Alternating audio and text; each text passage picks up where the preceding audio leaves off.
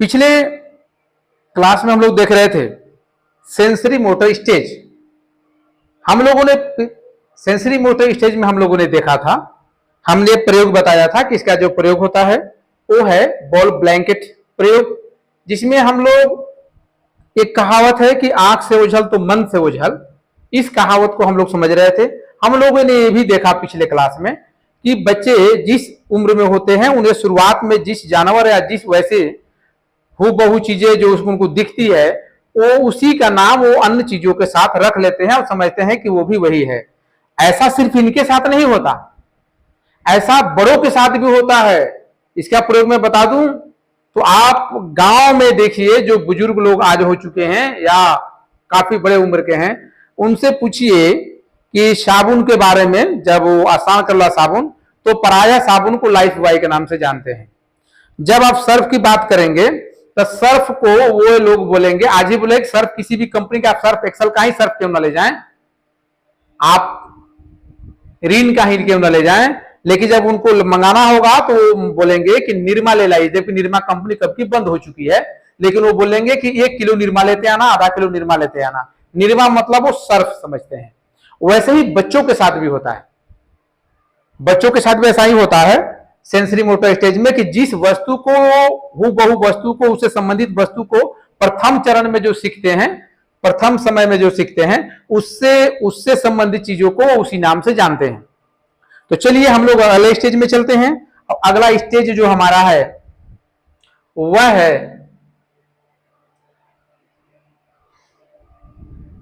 हाँ, इसमें हम लोगों ने कुछ चीजें वीडियो बनाने के कारण छोड़ दिया था, तो थोड़ा सा हम इसको आगे चलेंगे, इसके बाद तब हम लोग अगले स्टेज में चलते हैं।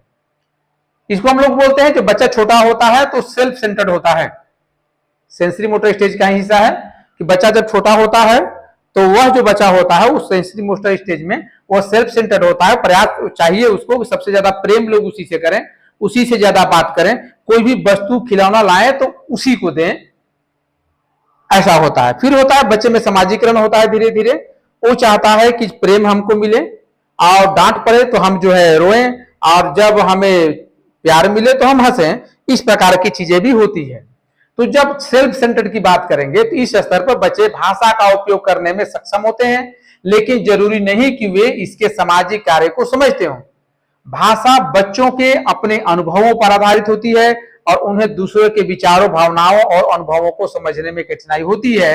इस अवसर पर जो बच्चे होते हैं वो सेल्फ सेंटर होते हैं, अहंग केंद्रित होते हैं, और उनमें एक अहंग होता है कि वो सबसे ज्यादा प्यार उन्हीं से करे, सब कुछ चीजें उनको मिले।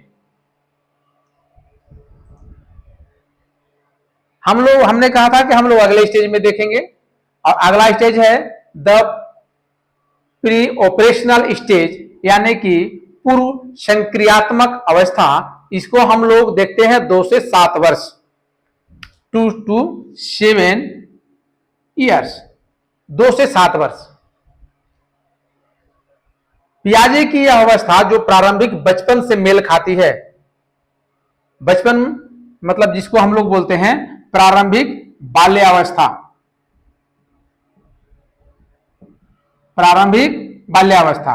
और जो सेंसरी मोटर स्टेज को हम लोग किसमें देखा था, सेंसरी मोटर स्टेज जो होता है वो होता था शैशवावस्था में, 0 से 2 वर्ष में ये होता था। थोड़ा कुछ ऐसे ही है, लेकिन ये प्रारंभिक बाल्यावस्था में हम लोग देखते हैं ये होता है the pre operational stage, pre operational stage.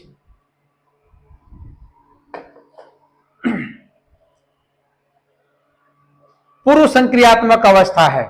ये क्या है, पूर्व संक्रियात्मक अवस्था हम लोग इसको बोलते हैं, प्री ऑपरेशनल स्टेज को। पियाजे के अनुसार यह अवस्था 2 से 7 वर्ष, याद रखेंगे 2 से 7 वर्ष। अब पहली अवस्था जो थी संवेदीगामक अवस्था 0 से 2 वर्ष, दूसरी वाली ये 2 से 7 वर्ष की आयु तक होती है। पूर्व संक्रियात्मक अवस्था में बच्चे शब्दों, छवियों यानी कि पिक्चर्स और विचारों को दर्शाने के लिए, जो उनके मन में विचार चल रहे हैं उसके लिए वो प्रतीकों का उपयोग करते हैं। यही कारण है कि इस चरण में बच्चे दिखावा खेल में संलग्न होते हैं, कि जो वो करते हैं वो खेल खेलते रहते हैं और उसी में वो संलग्न रहते हैं। कमरे में चारों ओर घूमते समय एक बच्चे की भुजाएं हवाई जहाज के पंख बन सकती है, ऐसे ऐसे उड़ने लगता है, और रेल के डब्बा जैसा चलने लगता है बच्चों के साथ देख करके सुन करके।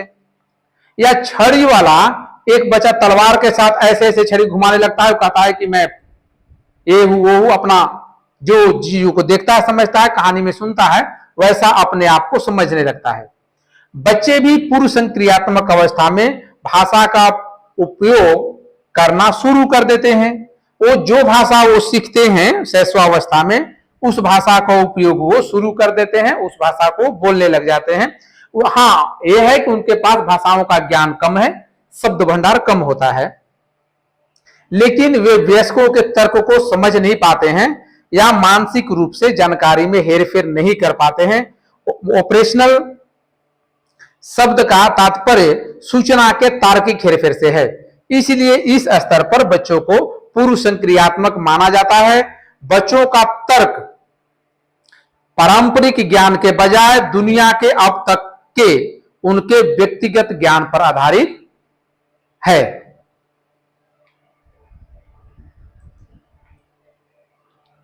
अगर हम देखें कि जो पूर्व संक्रियात्मक अवस्था है वो बच्चे कैसे काम करते हैं। ये बच्चे बाल्यावस्था में हैं और क्या कर रहे हैं, ये पहले इनको नहीं पता था, इसे पहले सेंसरी मोटर स्टेज में नहीं पता था, हर चीज को मुंह में लगाते थे, पटकते थे, तोड़ते थे, खाते थे, जो मन में आता था करते थे, कुछ चीज सीखते थे। अब ये दूसरा स्टेज है, इसमें उनको मिल गया है तो ये बनाना सामान दे दिए हैं पूर्व संक्रियात्मक अवस्था में, तो सामान से कुछ न कुछ निर्माण करना सीख जाते हैं, तो ऐसे वो लोग कर पाते हैं। ये बच्चे 2 से 7 वर्ष के स्टेज में कर पाते हैं। कल्पनाशील गतिविधियों में लगे बच्चे जो क्या करते हैं, कुछ समझते हैं और उसके अनुसार कुछ निर्माण करते हैं। एक साथ 2 स्तरों पर सोच रहे होते हैं, एक कल्पनाशील और दूसरा यथार्थवादी। एक उनके पास कुछ होता है कि कल्पनाएं मन में होती है कैसा करना है, और कुछ वास्तविक चीजों पे वो काम करते हैं। अनुभव का यह दोहरा प्रसंस्करण नाटकीय नाटक को मेटाकॉग्निशन का प्रारंभिक उदाहरण बनाता है, या स्वयं सोच की निगरानी करता है। बच्चा क्या होता है कि वो खुद सोचता है या उससे वो कुछ निर्माण करने की चेष्टा करता है, क्योंकि स्कूल में सफलता के लिए मेटाकॉग्निशन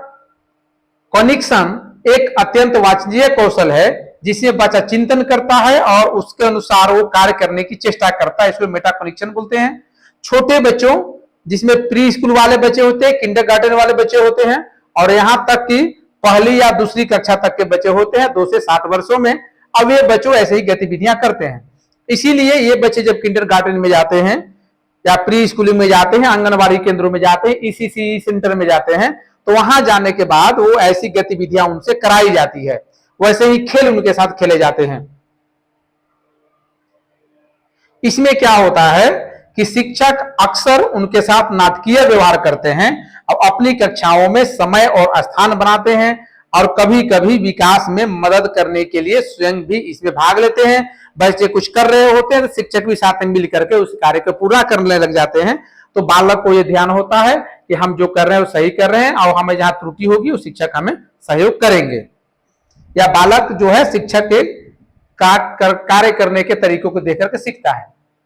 जैसे जैसे बच्चे प्राथमिक विद्यालय में आगे बढ़ते हैं, यानी कि जैसे ही प्री स्कूलिंग से वो प्राइमरी स्कूल में पहुंच जाते हैं, वे विचारों और घटनाओं को अधिक लचीले और तार्किक रूप से प्रस्तुत करने में सक्षम हो जाते हैं। मैं ये नहीं कहता कि किशोरावस्था और वयस्कावस्था जैसा इनमें तार्किक क्षमताएं आ जाएंगी, ऐसी बात नहीं है, लेकिन हाँ, बालपन में भी काफी तीव्रता के साथ विकास होता है तर्क शक्ति का। तो वो वहां पे बहुत सारे जो भी उनके पास घटनाएं होती हैं, जो वस्तु होते हैं, उसके बारे में वो ज्यादा से ज्यादा जानना चाहते हैं, बहुत सारे क्वेश्चन करते हैं, बहुत सारे प्रश्न करते हैं। तो जो अवस्था होती है इसको हम लोग बोलते हैं मूर्त संक्रियात्मक अवस्था, जो कि 7 से 11 साल के बच्चों में होता है। इसमें आमतौर पर अनजाने में संचालित कुछ कार्य होते हैं, वे बच्चों को पहले की तुलना में समस्याओं को अधिक व्यवस्थित रूप से हल करने की अनुमति देते हैं और इसलिए कई शैक्षणिक कार्यों में सफल भी बच्चे हो जाते हैं। उदाहरण के लिए जो मूर्त चिंतन है, इसके बाद की जो अवस्था है, ये अवस्था को मूर्त चिंतन अवस्था बोलते हैं। एक बच्चा अनजाने में इस नियम का पालन कर सकता है, यदि कुछ भी जोड़ा या घटाया नहीं जाता है तो किसी चीज की मात्रा वही की वही रह जाती है, ऐसा वो जानता है। इसमें इसके पहले की जो अवस्था होती है, उस अवस्था में क्या होता है कि जब बालक, इससे पहले की जो अवस्था थी जिसको हम लोग पूर्व संक्रियात्मक अवस्था बोलते थे, जैसे उसके पास क्या करें कि आप उसको एक गिलास में कोई पेय पदार्थ जो उसको टेस्टी लगता हो वो दे दें, 100 ml का वो भी हो, और फिर एक 100 ml का चौड़ा वाला बर्तन हो, उसमें दे दें। अब वो क्या करेगा, ये देखेगा कि ये जो वस्तु है, ये जो इसमें जो ये गिलास है, इसमें जो है वो ज्यादा है, ऐसा उसे महसूस होता है। अब बड़ा वाले में क्योंकि बड़ा बर्तन है तो इसमें कम दिखेगा, तो बच्चे समझते हैं कि इसमें कम है, इसीलिए वो बड़ा वाला लेने के लिए जिद करते हैं। अभी आप बच्चे को देखे होंगे कि जब आप कोई वस्तु सामान, खाने वाला सामान बाजार से लेकर के जाएं, ले जाने के बाद बच्चों में आप सोचें कि घर में अगर 2-3 बच्चे हैं उनको आप बांटें, तो जब देना होगा तो जो छोटा बच्चा होगा या उस स्तर का जो बच्चा होगा, जो 2 से 7 साल वाला बच्चा जो होगा, वो क्या करेगा कि इतना वो समझ जाएगा कि हमको जो है वो जिसमें वो सामान आया है वो उसमें मुझे लेना है, बाकी सबको हाथ में या दूसरे पेपर में दे दीजिए, मुझे उसी में चाहिए, उसी पॉलिथीन में चाहिए, मुझे उसी पेपर वाले ठोंगे में चाहिए। ऐसा वो करते हैं, उनको लगता है कि ये बड़ा दिख रहा है तो इसमें ज्यादा मात्रा होगा, ऐसा वो महसूस करते हैं। लेकिन जैसे ही वो इस अवस्था में पहुंचते हैं, मूर्त संक्रियात्मक अवस्था में, इस चीज का वो आकलन कर पाते हैं कि नहीं, दोनों बराबर है, ये बड़ा है छोटा है, एक कम है ये अधिक है, ऐसा वो महसूस कर पाते हैं, या इक्वल है। मूर्त संक्रियात्मक अवस्था में बच्चे जो हैं वो सामने जो चीज होता है उससे वो काम करना सीख जाते हैं, उससे वो प्रयोग करना सीख जाते हैं। तो जैसे मान लीजिए एक प्रयोग हो रहा है, आप देखें साइंस लैब है, साइंस लैब में या जो भी लेबोरेटरी है उसमें एक बच्ची जो है लेबोरेटरी में प्रयोग कर रही है। अब एक लड़का एक लड़की बगल से उसको देख रहे हैं, और जैसे ही उसका कुछ रिजल्ट आता है सभी देख करके चौंक जाते हैं, कि जो कर रही है वो भी चौंक जाती है और ये भी चौंक जाता है कि ऐसा होता है करने से। इसके अलावा मूर्त संक्रियात्मक अवस्था में बच्चे जो हैं, जैसे ये ग्लोब्स हैं, ग्लोब में क्या है कि ये बैठ करके उसमें देख रहे हैं कौन चीजें कहां है, कैसे उसको समझ पा रहे हैं। कंप्यूटर है, कंप्यूटर में वो कुछ चीजों को समझ पा रहे हैं, देख पा रहे हैं। इसके बाद जो है वो बैठ करके आपस में कुछ चिंतन कर पा रहे हैं, कुछ नई क्रिएटिविटी पे बात कर पा रहे हैं बड़ों के साथ। फिर एक कंक्रीट ऑपरेशनल स्टेज में आगे हम लोग देख रहे हैं, यह सरल सिद्धांत बच्चों को कुछ अंक गणितीय कार्यों जैसे किसी भी संख्या में शून्य जोड़ना या घटाना को समझने में मदद करता है, और साथ ही कुछ कक्षा विज्ञान प्रयोग, जैसे मैंने अभी आपको दिखाया था पिछले पिक्चर में, कि 2 अलग अलग तरल पदार्थों की संयुक्त मात्रा की गणना करना इत्यादि शामिल होते हैं, इसे करने में मदद करता है। पियाजे ने इस अवधि को मूर्त संक्रियात्मक अवस्था कहा है। इसको हम लोग ठोस परिचालन चरण भी ऐसे बोलते हैं, लेकिन इसका सबसे अच्छा शब्द है मूर्त संक्रियात्मक अवस्था, जो प्रायः प्रयोग किया जाता है, इसे कहते हैं। क्योंकि बच्चे मानसिक रूप से ठोस वस्तुओं और घटनाओं पर संचालित होते हैं, जो घटनाएं सामने होती हैं उसके प्रयोग के परिणाम पर उनके फोकस ज्यादा होते हैं। हालांकि वे अभी तक वस्तुओं या घटनाओं के प्रतिनिधित्व के बारे में व्यवस्थित रूप से काम करने में सक्षम नहीं है, यानी कि इसके बारे में चिंतन करने में सक्षम नहीं है कि इसके हाइपोथेसिस क्या हो सकते हैं, इसकी क्या संकल्पनाएं हो सकती हैं, वो इसके बारे में केवल इतना ही कर पा रहे हैं जितना इनके सामने है, बाद के बारे में वो चिंतन नहीं कर पा रहे हैं। इसके बाद सबसे लास्ट स्टेज जो होता है वो है द फॉर्मल ऑपरेशनल स्टेज, इसको हम लोग बोलते हैं अमूर्त संक्रियात्मक अवस्था। अमूर्त मतलब वो जो चीजें सामने नहीं है उसके बारे में भी चिंतन करने की क्षमता उनमें आ जाती है। पियाजे के अंतिम अवस्था में बच्चा न केवल मूर्त वस्तुओं और घटनाओं के बारे में, मतलब उनके सामने है वो घटनाओं के बारे में, बल्कि इसके अलावा काल्पनिक या अमूर्त वस्तुओं के बारे में भी तर्क करने में सक्षम हो जाता है। मैं आपको बता दूं कि जैसे हम लोग कल पढ़ रहे थे ना एडोलेसेंस, किशोरावस्था, तो किशोरावस्था का स्थिति यही है। किशोरावस्था के बारे में आपको पढ़ने हैं, किशोरावस्था के संज्ञानात्मक पक्ष को पढ़ने हैं। तो मैंने जानबूझ करके उसे छोड़ा था कि जब हम संज्ञानात्मक पक्ष पढ़ाएंगे तो उसमें किशोरावस्था पे ज्यादा फोकस करेंगे। तो खास करके नेट में सबसे ज्यादा और 6 to 8 में, 6 to 8 जो आप लोग सीटेट देते हैं उसमें सबसे ज्यादा अमूर्त संक्रियात्मक अवस्था से प्रश्न आते हैं। तो ये जो अवस्था होती है इससे आप बोल सकते हैं कि यह किशोरावस्था पर निर्भर है। इसकी उम्र सीमा कितनी है? 11 के बाद। तो 11 से इसको हम लोग ऐसे भी कल हम लोग पिछले क्लास हम लोगों ने देखा था कि ये जो है किशोरावस्था जो होता है वो 11 से 19 वर्ष के बीच में हम लोग अधिकतम मानते हैं। तो 11 से 19 वर्ष के बीच में मानते हैं। और ये क्या कह रहा है? ये भी कह रहा है कि अमूर्त संक्रियात्मक अवस्था होती है 11 और उससे ऊपर की होती है। तो जिन पियाजे ने ये नहीं कहा कि ये तक, लेकिन जब आप इसको पढ़ेंगे गहराई से तो आपको अंत में यही निष्कर्ष निकलेगा कि 11 से 19 वर्ष के बीच में जो बच्चे होते हैं वो अमूर्त चिंतन करने लग जाते हैं। जो घटनाओं को लोग देखते हैं उस घटनाओं से भविष्य के बारे में योजना निर्माण कर पाते हैं।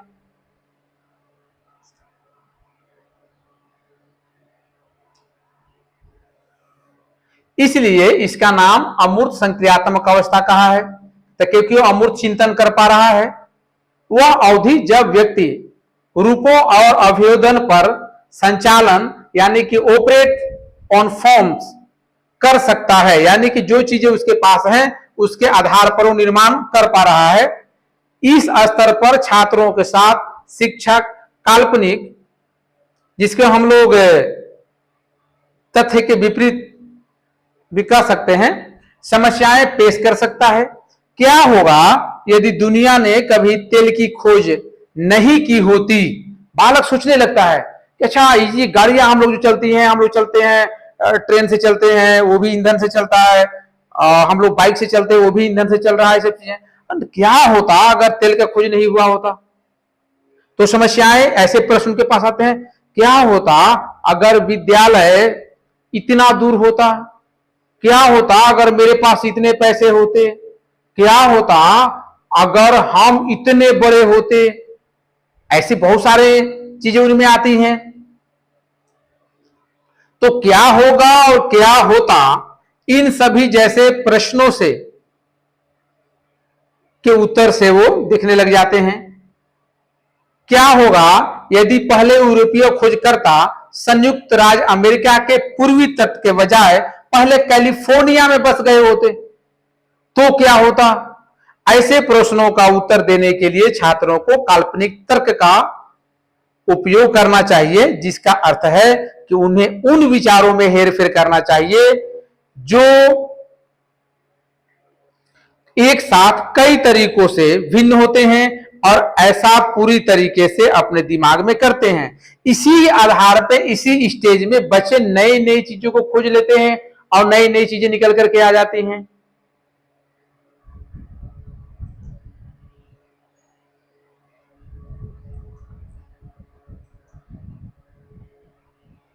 इस अवस्था में क्या होता है कि बच्चे जो हैं वो प्रश्न का उत्तर बनाने लग जाते हैं, फॉर्मूले याद करके उसी एक फॉर्मूले से बहुत सारे क्वेश्चन के आंसर दे पाते हैं। Children being to think abstractly and can form hypothetically idea. वो क्या करते हैं कि वो किसी वस्तु के अब्स्ट्रैक्ट के रूप में, सारांश के रूप में वो देखना सोचना शुरू कर देते हैं और इसके बाद जो है वो बहुत सारे परिकल्पनाएं उनके पास आइडिया के रूप में आने लग जाते हैं। इसे प्रयोग के रूप में बात करें तो एक कार्य में अलग अलग उम्र के बच्चों को प्रत्येक छोर पर वजन फंसाकर तराजू को संतुलित करना शामिल था। जैसे एक तराजू है, उसके दो छोर हैं, अलग अलग उम्र के बच्चे हैं और उन बच्चों से ये जो हम लोगों ने देखा संज्ञानात्मक पक्ष के बारे में अलग अलग स्टेज, 4 स्टेज, उन चारों स्टेज के बारे में उन सभी बच्चों को आप शामिल कर लें तो उसमें से ज्यादा तो नहीं, लेकिन खास करके जो सेंसरी मोटर स्टेज है उसके बच्चे तो इसमें भूमिका नहीं निभा पाएंगे, लेकिन उसके बाद का जो स्टेज है उसके बच्चे जो निर्णय निकालेंगे वो कुछ इस प्रकार से निर्णय निकल करके आए हैं जो जीन पियाजे ने उस पर रिसर्च किया है। पैमाने को यानी कि मापने वाले को संतुलित करने के लिए बच्चों को यह समझने की जरूरत थी कि वजन का भारीपन और केंद्र से दूरी दोनों एक भूमिका निभाते हैं। जैसे एक ये है, इसके बाद जो है ये वस्तु है जिसको हैंग किया हुआ है और इसके बाद जैसे जैसे उनकी दूरी बढ़ती जाएगी उनका जो है और वजन जो है और नीचे की ओर चला जाएगा। 3 और 5 साल यानी कि हम अगर 2 से 7 साल के कौन आते हैं, पूर्व संक्रियात्मक अवस्था। तो 3 से 5 साल की उम्र के छोटे बच्चे कार्य पूरा करने में असमर्थ थे, इस कार्य को पूरा करने में, क्योंकि ये संतुलन की अवधारणा को नहीं समझते थे कि उसको हम बैलेंस कैसे करें, कहां पे हम रस्सी लगाओ। जैसे हम आपको एक एग्जांपल बताते हैं, दीपावली का समय जब समाप्त होता है, दीपावली खत्म होता है, उसको सुबह में क्या होता है, मिट्टी के जो दीपक होते हैं उसको बुझे हुए दीपक को जो बच्चे होते हैं वो कलेक्ट करते हैं। हम लोग भी ऐसा करते थे, कलेक्ट करके ज्यादा दीपक अपने घर का तो दीपक तो लाते ही थे, भोर में को दूसरे के दरवाजे का भी दीपक जो होता था उठा के ले लाते थे और उस दीपक से क्या करते थे हम लोगों से बहुत ज्यादा नहीं होता था, लेकिन हमारे जो मूर्त चिंतन वाले जो बड़े लोग होते थे यानी कि 7 से 11 साल वाले, वो क्या करते थे, कुछ दीपक में 1 2 3 इसमें छेद होते थे, इसमें भी ऐसे ही करते थे, 3 छेद इसमें करते थे, इन तीनों छेदों से रस्सियां जाती थी, इन तीनों छेदों से रस्सियां यहां पे जाती थी और यहाँ पे एक डंडा लकड़ी का होता था, उसमें हम लोग एक रस्सी बांध देते थे और हम लोग इसे तराजू बना लेते थे। लेकिन वो कौन कर पाता था, 3 से 5 साल वाले नहीं कर पाते थे, यानी कि जो पुरुष संक्रियात्मक अवस्था वाले नहीं कर पाते थे, मूर्त संक्रियात्मक अवस्था वाले कर पाते थे। उनके सामने समान था तो इसके आधार पर वो इसको बना पाते थे। तो इसको हम लोग बोलते हैं मूर्त संक्रियात्मक अवस्था वाले ऐसा कर पाते हैं। लेकिन जो 3 से 5 ईयर वाले हैं इस अवधारणा को नहीं समझ पाते कि आखिर में कौन पलड़ा इधर अधिक नीचे क्यों है। लेकिन 7 से 11 साल वाले जो बच्चे होते हैं उनको पता था कि वो प्रत्येक छोर पर वजन रखकर पैमानों को समायोजित कर सकते हैं, लेकिन यह समझने में असफल रहे हैं वे बच्चे कि वे वजन कहां से डालते हैं, यह भी महत्वपूर्ण था।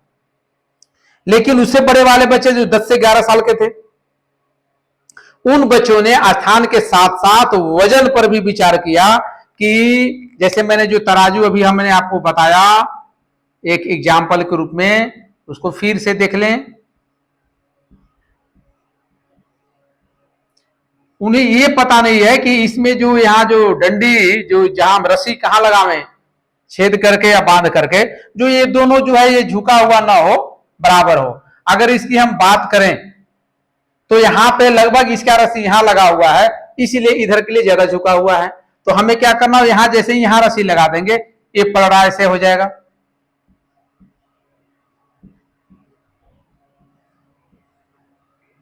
बीच में रस्सी लगेगी।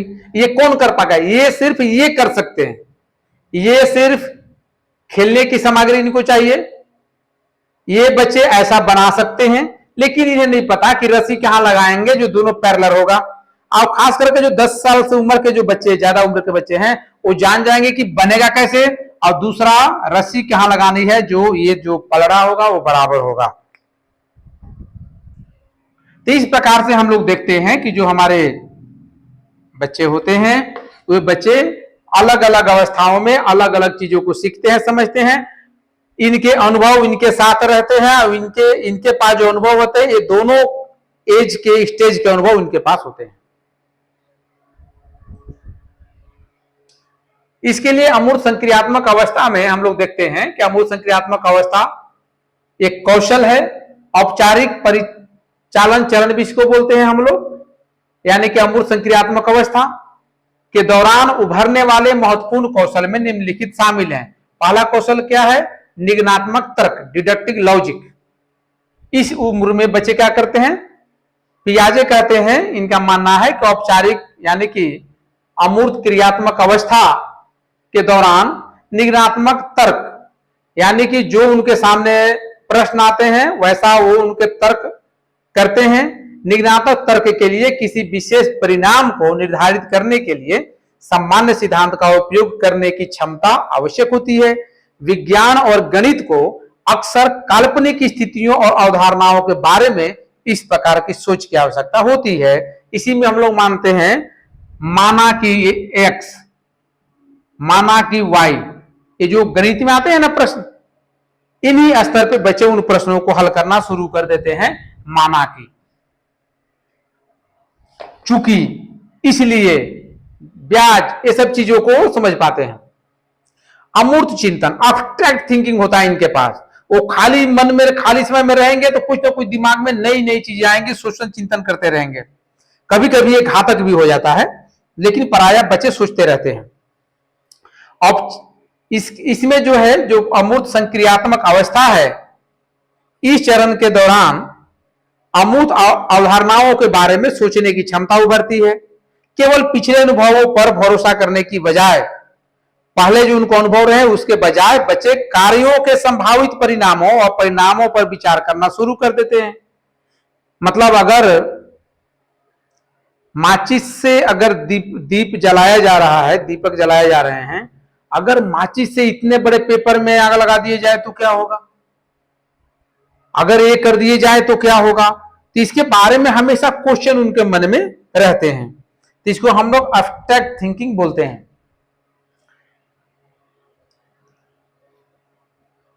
इसमें फिर है समस्या को सुलझाना, प्रॉब्लम सोल्विंग। पहले के चरणों में बच्चे समस्याओं को हल करने के लिए परीक्षण और त्रुटि का उपयोग करते थे। औपचारिक, इसमें जो है अमूर्त संक्रियात्मक अवस्था में, इसके दौरान किसी समस्या को तार्किक और व्यवस्थित तरीके से व्यवस्थित रूप में हल करने की क्षमता उभरती है। संज्ञानात्मक विकास के औपचारिक परिचालन चरण में बच्चे अक्सर किसी समस्या को हल करने के लिए जल्दी से एक संगठित दृष्टिकोण और योजना निर्माण करने में सक्षम हो जाते हैं। जैसे बच्चे इस मामले में झूठ बोलने में भी माहिर हो जाते हैं कि अगर इसमें फंस रहे हैं तो इसे कैसे बच के निकलना है। काल्पनिक निगनात्मक तर्क यानी कि हाइपोथेटिकल डिडक्टिव रीजनिंग में ये माहिर हो जाते हैं। जिन पियाजे कहते हैं कि जिसे उन्होंने काल्पनिक निगनात्मक तर्क कहा था वह बौद्धिक विकास के इस चरण में आवश्यक था। इस बिंदु पर किशोर अमूर्त और काल्पनिक विचारों के बारे में सोचने में सक्षम हो जाते हैं। वे अक्सर क्या अगर जैसे स्थितियों और प्रश्नों पर विचार करते हैं और कई समाधानों और संभावित परिणामों के बारे में सोच सकते हैं। चलिए, हम लोगों ने जीन पियाजे के बारे में देखा, समझा, हम लोगों ने संज्ञानात्मक विकास देखा। अगले क्लास में हम लोग संज्ञानात्मक विकास के संदर्भ में सामाजिक सांस्कृतिक विकास के संज्ञानात्मक पक्ष को, वायोगेत्स्की की थ्योरी को समझेंगे, देखेंगे। तो आप अगले क्लास नहीं छोड़ेंगे और जो क्विज आपको प्रश्न दिए जा रहे हैं उसको आप हल करते जाएंगे, उसका उत्तर आप जल्दी से जल्दी देंगे। हर चैप्टर से आपको क्विज भेजे जाएंगे, बशर्ते क्विज जानबूझ करके आपको लगभग क्लास होने के 2-3-4 क्लास के बाद भेजे जाएंगे, ताकि हम ये जानना चाहेंगे कि आपको जो हमने 10 दिन सप्ताह दिन पहले पढ़ाया था वो आपके मन में कितना है, आप रिवीजन कर रहे हैं कि नहीं कर रहे हैं। वो सडनली हम आपको टेस्ट लेंगे जो कि ऑनलाइन गूगल फॉर्म के माध्यम से भेजे जा रहे हैं, आज भी गया है। धन्यवाद।